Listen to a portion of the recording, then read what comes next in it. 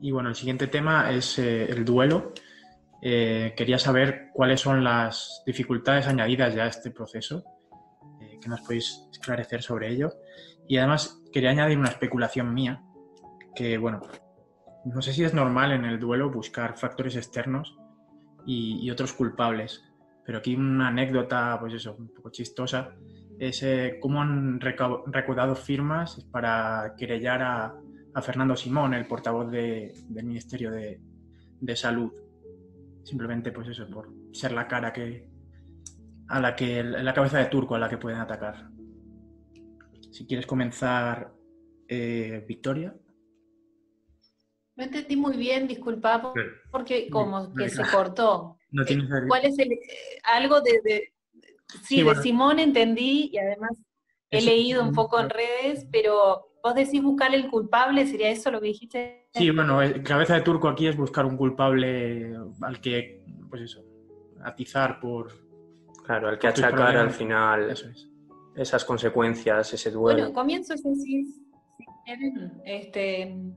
No es que me dedique específicamente al tema del duelo, pero bueno, como comentario, sí, creo que es normal esto que tú decís, en cualquier situación, no solo en esta. El tema de la muerte es un tema que remueve mucho, de distintas maneras según la persona también. Y en esta situación más aún, donde tenemos como la facilidad de culpar a los gobiernos, ¿no? Porque decidieron tal o cual cosa, o podrían haber hecho aquello. Por eso yo decía hoy, bueno, a ver, hay que también ponerse en los zapatos. No estoy defendiendo, por supuesto, porque no sé la situación interna de ustedes, pero creo que no es fácil, esta situación no fue fácil para ningún gobierno. Entonces sí, es común, bueno, dos cosas. Uno, buscar el culpable, y dos, pensar que se podría haber hecho las cosas diferentes, ¿no? Para que esto no sucediera. Es un recurso bien humano ese. Ahora, la realidad, luego que se pasa de esas preguntas y de esa primera etapa muchas veces de negación también, bueno, como todo duelo, considero que es normal, tiene un tiempo, ¿no? Para procesarlo. Creo que lo que se agrega en esta situación es lo que ustedes comentaban por ahí, esto de las no despedidas, ¿no? Y que estamos en una sociedad, en una forma cultural donde estamos acostumbrados bueno, a despedirnos, ¿no? De alguna manera de ese familiar, y no solo de eso. Yo agregaría la contención que tenemos, por ejemplo, en velorio, no sé cómo le dicen allí, donde los familiares nos abrazan, lloramos juntos, ¿no? Lo recordamos anécdotas, por lo menos acá muchas veces se terminan hasta haciendo chistes, ¿no? En la situación de velorio, por la misma ansiedad que genera y recordando, bueno, al fallecido de distintas maneras. Esta situación del COVID no nos permitió eso, ¿no? Entonces creo que agrega un sufrimiento en relación a la soledad, ¿no?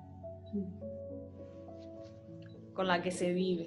Y al de repente no haberle podido decir, yo leía algo de que allí se utilizaban pantallas, ¿cómo es? Tablets, para poder ver al familiar cuando estaba, ¿no? Y poder despedirse de alguna manera, eso de decir las últimas palabras, ¿no? Es muy duro, es muy duro.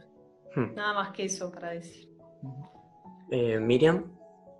Sí, yo creo que en relación al duelo, variables en las que ha afectado estas situaciones, en cosas que influyen en cómo uno vive una pérdida, como son el que has podido perder a gente de forma muy fortuita, de forma muy repentina, sin haberte hecho a la idea de ello, como puede ser a lo mejor en otras enfermedades que tienen un proceso y que tú sabes cómo van a terminar y te vas preparando, y entonces el dolor de la pérdida es más leve que cuando pierdes a alguien que no te esperas y de la noche a la mañana prácticamente. Y además, sin haber podido hacer un acompañamiento durante esos últimos momentos, con la incertidumbre de cómo se ha ido, cómo lo habrá pasado, cómo le habrán cuidado, y sin haber podido hacer ese cierre, esa despedida, que también ayuda a poner punto y final y a iniciar el duelo, o sea, a tomar conciencia de que la persona pues se ha ido y ya no va a estar. Entonces son variables que han dificultado el proceso de pérdida. Dentro de que toda pérdida es dolorosa, pues añaden quizá más dolor o más dificultad a hacer ese proceso. José Luis. Bueno, simplemente tanto que explicar de esto, no sé por dónde empezar. Bueno, primero lo de la explicación de culpabilidad. Creo que en el duelo es necesario, es una necesidad muy humana de buscar una explicación, ¿no? De por qué ha pasado algo y sobre todo para que no se vuelva a repetir, ¿no? Y habrá gente que diga, no, pues la conclusión que saque es de, bueno, pues habrá sido Fernando Simón, que lo ha hecho muy mal, o el gobierno, o incluso lo peor que puede pasar, ¿no? Que es uno mismo, ¿no? Seguro que nos encontraremos en terapia, si no lo hemos encontrado ya, gente que se siente culpable porque en su momento decidió a su abuela o su abuela ponerle una residencia, ¿no? Y está dándole vuelta a decir, ostras, pero ¿cómo puede ser esto? Lo he matado yo, porque realmente se piensa en las cosas, ¿no? Cuando pasa eso. Y eso es algo que tenemos que ayudar los psicoterapeutas, o a veces la propia persona o los amigos y la familia le ayudan, ¿no? Es decir, bueno, pues si a alguien le pasa, pues a veces puede ser de ayuda, pues examinar el momento en que lo decidiste, ¿no? Porque a lo mejor en aquel momento que lo decidiste era tus hermanos y hermanas no querían participar, o no había otra manera, o era tan dependiente que era la única manera de que tuviera un apoyo a las 24 horas, ¿no? Eso, una cosa, ¿no? Y luego lo otro es estos duelos así a través de tablet y tal, y a veces no ver el fallecido, pues una de las cosas más importantes es aceptar la realidad de la pérdida, ¿no? En un duelo.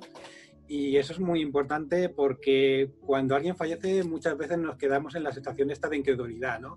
No me creo que haya fallecido, ¿no? No puede ser verdad, ¿no? Y claro, el verlo así desde lejos, ¿no? Porque no todo el mundo ha podido participar en el duelo, nos dificulta mucho esto, ¿no? Parece como si fuera un mal sueño, ¿no? Una pesadilla, ¿no? Como si no fuera a ser verdad. Y de hecho yo creo que muchos de nosotros nos pasará, ¿no? Que luego preguntemos por alguien, ¿no? Oye, ¿y esta persona dónde está? No, pues ya no está, y no te lo acabes de creer, ¿no? Que ya no esté. Y luego, bueno, pues no sé qué más añadir, simplemente esto, culpa y remordimiento es muy importante trabajarlo, sobre todo para que no vaya dirigido a uno mismo, también muchas veces va dirigido a los médicos, que se tragan muchos ataques de rabia, mucha derivación de rabia, también a veces llegan a denuncias y hay que tener cuidado con trabajar esto, ¿no? Y a veces pues incluso algunas familias les puede ser útil, evidentemente lo van a rechazar al principio, trabajar pues la noción de justicia, ¿no? De que el mundo es injusto, ¿no? Bueno, esto cuesta mucho trabajar en terapia, una barbaridad. No sé si queréis refutar o añadir cualquier matiz. Victoria, Miriam. No, me quedé pensando, ¿no? Una acotación, esto que decís da para otro debate o para seguir ahondando, la repercusión en la salud mental de los médicos con esta situación, ¿no? Sobre todo los médicos que trabajan en las unidades intensivas, ¿no? Supongo que se debe estar haciendo ya algún tipo de investigación sobre los efectos, porque no es lo mismo, obviamente, y que por más que todos digamos, bueno, es evidente que la culpa no es del médico ni de Simón, en ese momento, para los familiares, y para los mismos médicos puede que en algún momento, dependiendo, como decimos siempre, del estado también mental y anímico de ese médico, puede que se cargue alguna culpa, ¿no? Entonces, seguramente que se esté trabajando mucho para el cuidado de ese personal. Acá llegaba mucho, les comento así, imágenes, y como, sí, sobre todo imágenes porque claro, cuando nosotros empezamos aquí, ustedes ya llevaban un tiempo, ¿no?, de avanzado de COVID, entonces empezábamos a ver como las noticias y muchas fotos de los médicos, de las fotos de las caras agotados, marcados con las mascarillas, que eso generó mucho miedo acá también, y mucho susto, porque veíamos como la situación de allí, y era un poco tétrico. Pero creo que es importante que se trabaje eso, ¿no? También, más allá de la población general, esas personas que estuvieron en primera línea, probablemente ahí haya muchos de los efectos que hoy preguntaban a largo plazo.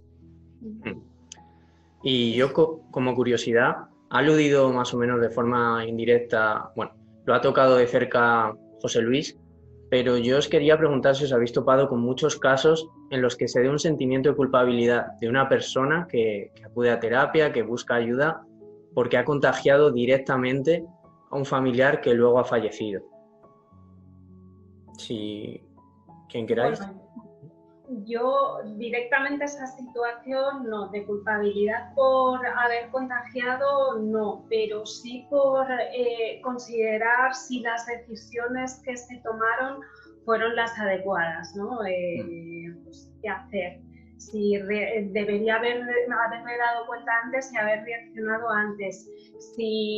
Entonces, claro, yo ahí sí que es algo además que quería comentar, que es muy importante en esos casos y en cualquier caso en general de emociones de culpa, de sentimiento de culpa por algo, las decisiones se toman en un momento dado con las variables circunstanciales de ese momento. Es decir, a todo lo pasado tú puedes tener otra información o puedes considerar que fue una mala decisión, pero evaluando las situaciones que probablemente en ese momento no podías hacer otra cosa. En muchos casos se da que no podías haber buscado ayuda antes porque igual lo hiciste y te dijeron que estuvieses en casa porque no tenías que ir al médico, o te dijeron que no lo lleves al hospital porque la situación puede estar peor. Es decir, hay que quitar el lastre, por llamarlo de alguna forma, a la persona sobre las decisiones que se tomaron en un momento dado en el que no se conocían todas las variables. Por ejemplo, no he tenido ese caso de culpa directa por un contagio, pero sí situaciones similares en torno a este tema, bueno, pues que hay que trabajar y hay que reestructurar, y como proponía José Luis, ¿no?, llegar a interpretaciones más ajustadas de la realidad, diferentes a las que tú te estás contando, porque a lo mejor las que tú te estás contando son irracionales, no son ajustadas. ¿Y vosotros, José Luis o Victoria? ¿Cuál es la pregunta? Que si os habéis topado con muchos casos de sentimiento de culpabilidad por contagio directo. O sea, sí que tú has aludido a ello antes, pero no sé si por contagio directo te has encontrado muchos casos.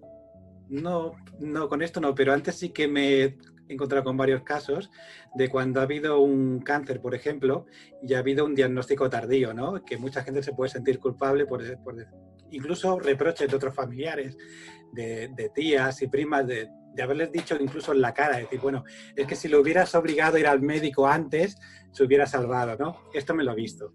Y esto ha destruido familias completamente. Eso sí. ¿Y tú, Victoria? No, yo en mi caso tampoco, directo no, sí un poco lo que decía Miriam, por ejemplo, personas que consultaban o que, bueno, que traían a la consulta el hecho de, por ejemplo, tener un abuelo, ¿no?, o un padre muy mayor, y ya te digo, ahora la situación cambió, nosotros ya estamos en una cierta normalidad, entre comillas, digamos, no estamos en confinamiento. Pero en su momento era esto de, ¿qué hago? ¿Voy a ver a mi abuela? La veo por la ventana, la saludo, con la llamada como que no bastaba, vuelvo a lo mismo, ¿no? Como que estas personas a veces, esa alegría que les da de esa visita es una gran cosa. Entonces, un poco venía por ese lado, de qué decisiones tomar, para no... Me acuerdo de una muchacha que me decía, me muero si por ir a verla un rato, por esto del ¿cómo se llama? de lo asintomático, ¿no? Porque digo, podía estar contagiada, la muchacha no tener síntomas, y si voy y la contagio, ¿no? Estaba eso, ese miedo.